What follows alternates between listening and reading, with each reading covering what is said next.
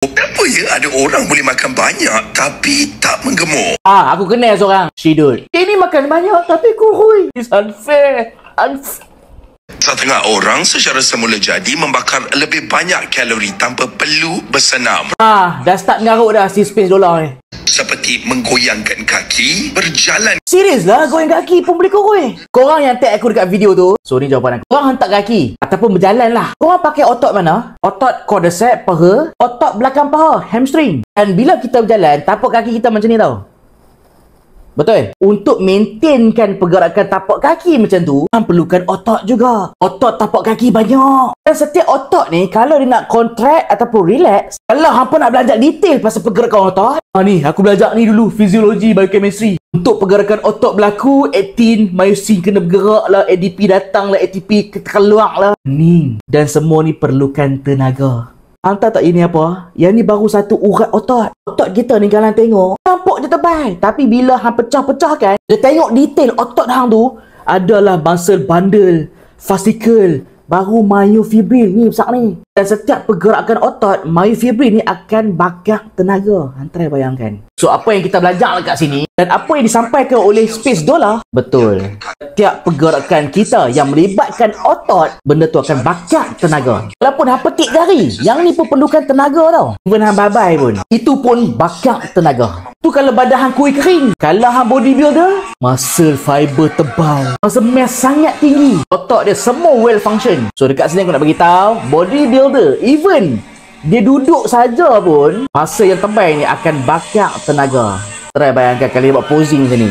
Hang ingat dia posing, dia stretch, dia contract macam tu, hang ingat tak penat, hang ingat dia tak bakar tenaga, buat macam ni pun bakar tenaga.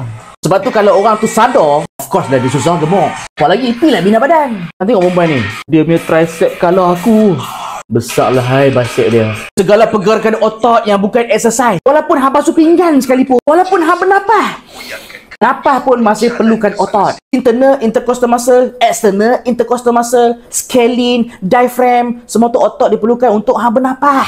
Yang tu pun akan bakar tenaga. Semua benda yang kita bakar tenaga ni dengan pergerakan biasa saja. Betul apa yang Space Dollar cakap?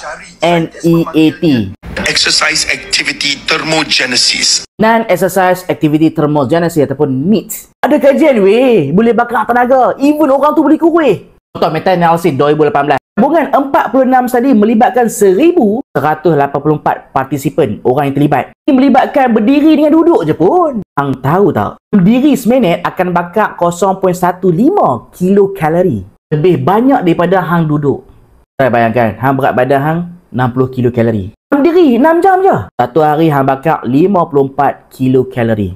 Kalau setahun hang bakar lemak cuma berdiri je sebanyak 2.5 kilo. Dan ni aku ambil purata setiap kalori yang dia ambil harian sama saja nampak sikit je. Seminit 0.15 kilokalori terbakar. Tapi bila hang kumpul-kumpul setahun, hang nampak 2.5 kilo hang hilang.